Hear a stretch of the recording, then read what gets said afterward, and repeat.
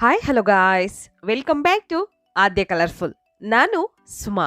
Friends, ಇವತ್ತಿನ ವಿಡಿಯೋದಲ್ಲಿ ಒಂದು ಸ್ವೀಟ್ ರೆಸಿಪಿನ ನಿಮ್ಮ ಜೊತೆ ಶೇರ್ ಮಾಡ್ತಾ ಇದ್ದೀನಿ. ಕೇವಲ 15 ನಿಮಿಷದಲ್ಲಿ ಕೇವಲ 3 ವಸ್ತುಗಳಿಂದ ಮೃದುವಾದ ಮೈಸೂರು ಪಾಕ್ನ ಖಂಡಿತ ತಯಾರಿಸಿ ನೀವು ಬಾಯಲ್ಲಿಟ್ಟರೆ ಕರಗೋಗುತ್ತೆ. ಅಷ್ಟು ಸಾಫ್ಟಾಗಿ ಮತ್ತು ಈಸಿಯಾಗಿ ಮಾಡುವಂಥ ಒಂದು ಮೈಸೂರು ಪಾಕ್ ರೆಸಿಪಿನ ನಿಮ್ಮ ಜೊತೆ ಶೇರ್ ಮಾಡ್ತಾ ಇದ್ದೀನಿ.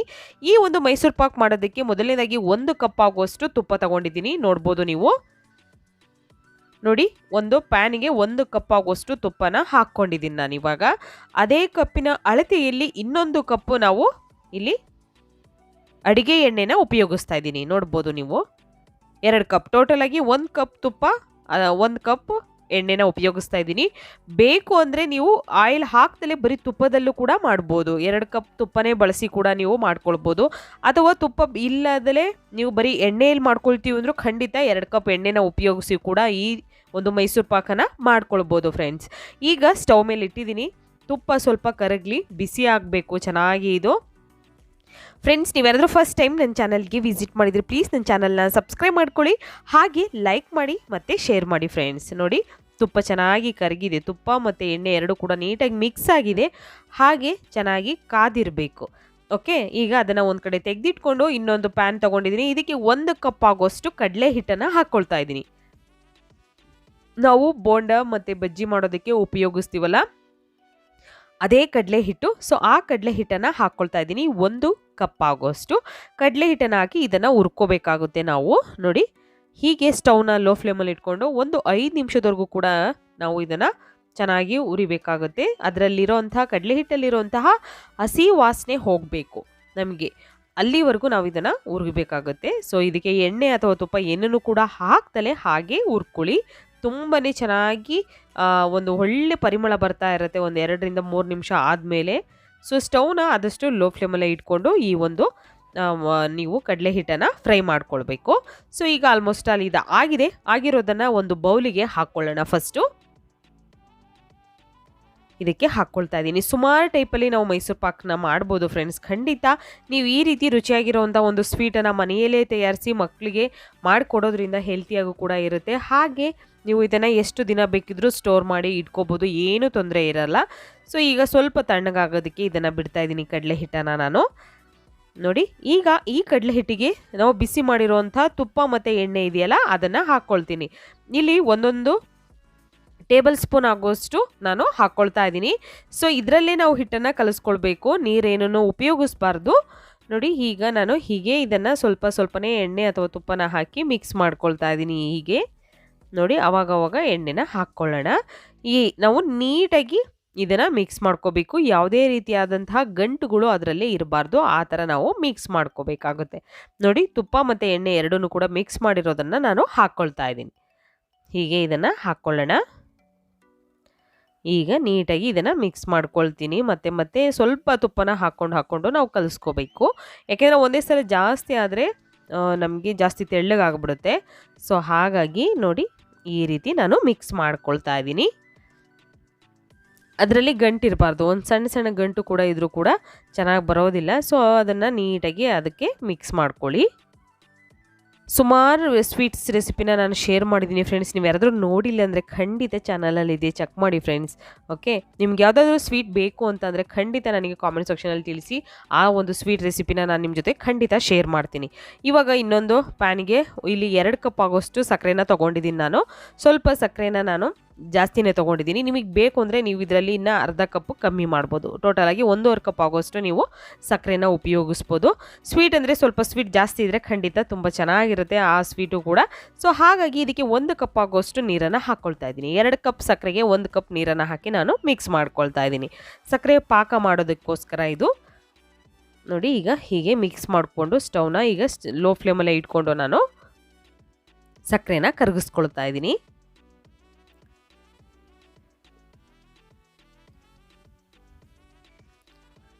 ಸ್ವೀಟ್ ಅಂಗಡಿಗಳಲ್ಲೆಲ್ಲ ಮಾಡ್ತಾರಲ್ಲ, ಅದೇ ಥರ ಟೇಸ್ಟಿಯಾಗಿ ಮನೆಯಲ್ಲಿ ನೀವು ಮಾಡ್ಕೋಬೋದು. ಆದರೆ ಮಾಡೋ ವಿಧಾನ ನಮಗೆ ಗೊತ್ತಿರೋದಿಲ್ಲ. ಹಾಗೆ ಇದಕ್ಕೆ ಒಂದು ಟಿಪ್ಸ್ ಕೂಡ ಇದೆ ಫ್ರೆಂಡ್ಸ್, ಅದನ್ನು ಮುಂದೆ ಹೇಳ್ತಾ ಹೋಗ್ತೀನಿ.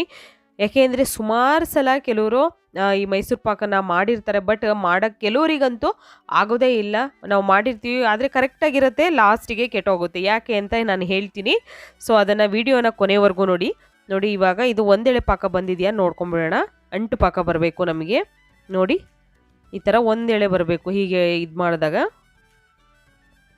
ನೋಡಿ ಈಗ ಅದು ಕರೆಕ್ಟಾಗಿ ಒಂದೆಳೆ ಪಾಕ ಬಂದಿದೆ. ಸೊ ಇವಾಗ ನಾವು ಇದನ್ನು ಲೋ ಫ್ಲೇಮ್ ಮಾಡಿಬಿಟ್ಟು ಹಿಟ್ಟು ಕಲಸಿದೀವಲ್ಲ ಆ ಹಿಟ್ಟನ್ನು ಇವಾಗ ಹಾಕ್ಕೊಳ್ಳೋಣ. ನೋಡಿ ಹಿಟ್ಟನ್ನು ಹೀಗೆ ಒಂದೇ ಸಲ ಹಾಕಬೇಡಿ, ಹೀಗೆ ಮಿಕ್ಸ್ ಮಾಡ್ತಾ ನೀವು ಹಿಟ್ಟನ್ನು ಹಾಕ್ಕೊಳ್ಳಿ, ಯಾಕೆಂದರೆ ಗಂಟಾಗುತ್ತೆ. ಹಾಗಾಗಿ ನೋಡಿ ಈ ರೀತಿ ನಾನು ಮಿಕ್ಸ್ ಮಾಡ್ಕೊಳ್ತಾ ಇದ್ದೀನಿ.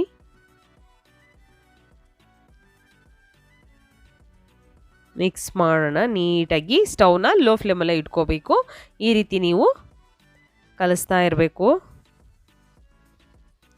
ನೋಡಿ ಚೆನ್ನಾಗಿ ಬಬಲ್ಸ್ ಎಲ್ಲ ಬರ್ತಾ ಇದೆ. ಸೊ ಈಗ ಅದರಲ್ಲಿರುವಂತಹ ತುಪ್ಪದ ಅಂಶ ಹೋಗೋ ಹಾಗೆ ಫಸ್ಟ್ ನಾವು ಇದನ್ನು 1-2 ನಿಮಿಷ ಚೆನ್ನಾಗಿ ಮಿಕ್ಸ್ ಮಾಡಿಕೊಂಡು, ನೋಡಿ ಬಬಲ್ಸ್ ಬರ್ತಾ ಇದೆ ಅಲ್ವಾ, ಸೊ ಅದೆಲ್ಲ ಸ್ವಲ್ಪ ಗಟ್ಟಿ ಆಗ್ತಾ ಬರಬೇಕು. ಆಗ ನಾವು ಇದಕ್ಕೆ ತುಪ್ಪನ ಹಾಕ್ಕೊಳ್ತಾ ಹೋಗಬೇಕಾಗುತ್ತೆ. ಇದರಲ್ಲಿ ಸ್ವಲ್ಪ ತುಪ್ಪದ ಅಂಶ ಇನ್ನೂ ಇದೆ. ಸೊ ಇದು ಸ್ವಲ್ಪ ಡ್ರೈ ಆಗಲಿ. ಜಾಸ್ತಿ ಟೈಮ್ ಅಂತೂ ತಗೊಳ್ಳೋದಿಲ್ಲ. ಕೇವಲ 15 ನಿಮಿಷದಲ್ಲಿ ನೀವು 3 ವಸ್ತುಗಳಿಂದ ಮೃದುವಾದ ಮೈಸೂರು ಪಾಕ್ನ ಖಂಡಿತ ತಯಾರಿಸಿ ಬಾಯಲ್ಲಿಟ್ಟರೆ ಕರ್ಗೆ ಹೋಗುತ್ತೆ. ಅಷ್ಟು ಸಾಫ್ಟ್ ಆಗಿರೋವಂಥ ಒಂದು ಮೈಸೂರು ಪಾಕ್ ರೆಸಿಪಿನ ನಿಮ್ಮ ಜೊತೆ ಶೇರ್ ಮಾಡ್ತಾ ಇದ್ದೀನಿ ಫ್ರೆಂಡ್ಸ್. ಓಕೆ, ಈಗ ನೋಡಿ ಈಗ ತುಪ್ಪ ಎಲ್ಲ ಕಮ್ಮಿ ಆಗಿದೆ. ಸೊ ಇವಾಗ ನೋಡಿ ಈಗ ಇದಕ್ಕೆ ನಾವು ತುಪ್ಪನ ಹಾಕ್ಕೊಳ್ಳೋಣ. ಬಿಸಿ ಮಾಡಿರಬೇಕು, ಬಿಸಿಯಾಗಿರೋ ಅಂಥ ತುಪ್ಪನೇ ಹಾಕ್ಕೊಳ್ಬೇಕು ನೀವು. ತುಪ್ಪ ಅಥವಾ ಎಣ್ಣೆ ಅಥವಾ ದಾಲ್ಡದಲ್ಲೂ ಕೂಡ ನೀವು ಈ ಮೈಸೂರು ಪಾಕನ್ನು ಮಾಡ್ಕೋಬೋದು. ಸೊ ನೋಡಿ ಹೀಗೆ ಹಾಕ್ದಾಗ ಹೀಗೆ ನೊರೆ ಬರಬೇಕು. ಹಾಗೆ ನಾವು ಬಿಸಿಯಾಗಿರೋವಂಥ ತುಪ್ಪ ಅಥವಾ ಎಣ್ಣೆನ ಹಾಕ್ಕೊಳ್ಬೇಕು. ನೋಡಿ ಈ ರೀತಿ ಮಿಕ್ಸ್ ಮಾಡ್ಕೊಂಡ ನಂತರ ಮತ್ತೆ ತುಪ್ಪ ಎಲ್ಲ ಕಮ್ಮಿ ಆಗಿರುತ್ತೆ, ಆಗ ಮತ್ತೆ ತುಪ್ಪನ ಹಾಕ್ಕೊಳ್ಳೋದು. ಆವಾಗವಾಗ 1 ಟೇಬಲ್ ಸ್ಪೂನ್ 2 ಟೇಬಲ್ ಸ್ಪೂನ್ ಹಾಕ್ಕೊಂಡು ನೀವು ಹೀಗೆ ಮಿಕ್ಸ್ ಮಾಡ್ಕೊಳ್ಳಿ. ಮಿಕ್ಸ್ ಮಾಡ್ಕೊಳ್ತಾ ಬಬಲ್ಸ್ ಬರ್ತಾ ಇರುತ್ತೆ. ಸೊ ಆಗ ಕರೆಕ್ಟಾಗಿ ಆಗಿದೆ ಅಂತ ಆ ತಕ್ಷಣಕ್ಕೆ ನೀವು ಸ್ಟವ್ನ ಆಫ್ ಮಾಡಿ ಫಸ್ಟೇ ನೀವು ಒಂದು ಬರ್ಫಿ ಟ್ರೇ ಅಥವಾ ಒಂದು ತಟ್ಟೆ ಯಾವುದನ್ನು ತೊಗೋತಿರೋ ಅದನ್ನು ಗ್ರೀಸ್ ಮಾಡಿ, ಎಣ್ಣೆ ಅಥವಾ ತುಪ್ಪದಲ್ಲಿ ಗ್ರೀಸ್ ಮಾಡಿ ಹಾಗೆ ಇಟ್ಟಿರಬೇಕು. ನೋಡಿ ಇವಾಗ ಚೆನ್ನಾಗಿ ಅದು ಆಗಿದೆ. ನೋಡಿ ಈ ಥರ ಗೂಡಾಗಿ ಬರಬೇಕು, ಆಗ ಕರೆಕ್ಟಾಗಿ ಆಗಿದೆ ಅಂತ. ಸೊ ಇವಾಗ ಸ್ಟವ್ನ ಆಫ್ ಮಾಡ್ಕೊಂಬಿಡೋಣ. ನೋಡಿ ಆಗಿದೆ. ಈಗ ನಾನು ಆಫ್ ಮಾಡ್ಕೊತೀನಿ. ಸ್ಟವ್ನ ಆಫ್ ಮಾಡಿ ನೋಡಿ ಒಂದು ಟ್ರೇಗೆ ನಾನು ತುಪ್ಪನ ಗ್ರೀಸ್ ಮಾಡ್ತಾ ಇದ್ದೀನಿ. ಸೊ ಇವಾಗ ಈ ಒಂದು ಮೈಸೂರು ಪಾಕ್ ಮಾಡಿರೋದನ್ನು ಈಗ ಇದಕ್ಕೆ ಹಾಕ್ಕೊಳ್ಳೋಣ. ಸೊ ಈಗ ಹಾಕಿ ಇದನ್ನು ನಾವು ಒಂದು ಶೇಪಾಗಿ ಮಾಡ್ಕೊಳ್ಳೋಣ. ನೋಡಿ ಈ ರೀತಿ ಮಾಡ್ಕೊಂಡಿದ್ದೀನಿ ನಾನು. ಸೊ ಮಾಡಿರೋಂಥದ್ದನ್ನು ಇವಾಗ ಒಂದು 10 ನಿಮಿಷ ನಾವು ಹಾಗೆ ಇಟ್ಬಿಡೋಣ ಕೆಳಗೆ. ಸ್ವಲ್ಪ ತಣ್ಣಗಾಗಲಿ, ಸ್ವಲ್ಪ ಡ್ರೈ ಆದ ನಂತರ 10 ನಿಮಿಷಕ್ಕೆ ಡ್ರೈ ಆಗುತ್ತೆ. ನಂತರ ಅದನ್ನು ನಮಗೆ ಯಾವ ಶೇಪಲ್ಲಿ ಬೇಕೋ ಆ ಶೇಪಲ್ಲಿ ನೀವು ಮೈಸೂರು ಪಾಕ್ನ ಕಟ್ ಮಾಡ್ಕೊಳ್ಬೋದು. ಚೆನ್ನಾಗಿ ಸಾಫ್ಟಾಗಿ ಬಂದಿದ್ದರೆ ಖಂಡಿತ ಈ ರೀತಿ ಕಟ್ ಆಗುತ್ತೆ, ಇಲ್ಲ ಅಂತಂದರೆ ಖಂಡಿತ ಕಟ್ ಆಗೋದಿಲ್ಲ ಫ್ರೆಂಡ್ಸ್. ಸೊ ಹಾಗಾಗಿ ಮಾಡಬೇಕಾದ್ರೆ ನೀವು ಕೆಲವೊಂದು ಟಿಪ್ಸನ್ನು ಮೈಂಡಲ್ಲಿ ಇಟ್ಕೊಂಡು ಈ ಒಂದು ಮೈಸೂರು ಪಾಕ್ನ ಮಾಡಬೇಕಾಗುತ್ತೆ. ಸೊ ನೋಡಿ ಇವಾಗ ನಾನು ಈ ರೀತಿ ಕಟ್ ಮಾಡ್ಕೊಳ್ತಾ ಇದ್ದೀನಿ. ನಿಮ್ಗೆ ಯಾವ ಶೇಪ್ ಬೇಕೋ ಆ ಶೇಪಲ್ಲಿ ನೀವು ಕಟ್ ಮಾಡ್ಕೊಳ್ಬೋದು. ನಾನು ತೆಗೆದು ಕೂಡ ತೋರಿಸ್ತಾ ಇದ್ದೀನಿ ಎಷ್ಟು ಸಾಫ್ಟಾಗಿ ಬಂದಿದೆ ಅಂತ ನೀವೇ ನೋಡ್ಬೋದು. ಇಲ್ಲಿ ನೋಡಿ ನಾವು ಬೇಕ್ರಿಗಳಲ್ಲಿ ಅಥವಾ ಸ್ವೀಟ್ ಸ್ಟಾಲ್ಗಳಲ್ಲಿ ತಿಂದಿರ್ತೀವಲ್ಲ ಅದೇ ಥರ ಒಂದು ರುಚಿಯಾಗಿರುವಂಥ ಒಂದು ಮೈಸೂರು ಪಾಕ್ ರೆಸಿಪಿನ ನಿಮ್ಮ ಜೊತೆ ಶೇರ್ ಮಾಡಿದ್ದೀನಿ. ಖಂಡಿತ ನೀವು ಕೂಡ ಮನೇಲಿ ಟ್ರೈ ಮಾಡಿ ಹೇಗೆ ಬಂತು ಅಂತ ತಪ್ಪದೆ ನನಗೆ ಕಾಮೆಂಟ್ ಸೆಕ್ಷನಲ್ಲಿ ತಿಳಿಸಿ. ಇವತ್ತಿನ ವಿಡಿಯೋ ಇಷ್ಟ ಆಗಿದ್ರೆ ಪ್ಲೀಸ್ ಯಾರೆಲ್ಲ ಚಾನಲ್ನ ಸಬ್ಸ್ಕ್ರೈಬ್ ಮಾಡ್ಕೊಂಡಿಲ್ವೋ ಪ್ಲೀಸ್ ಚಾನಲ್ನ ಸಬ್ಸ್ಕ್ರೈಬ್ ಮಾಡ್ಕೊಳ್ಳಿ ಫ್ರೆಂಡ್ಸ್. ಸಾಫ್ಟ್ ಮೈಸೂರು ಪಾಕ್ನ ಟ್ರೈ ಮಾಡಿ. ಬಾಯ್.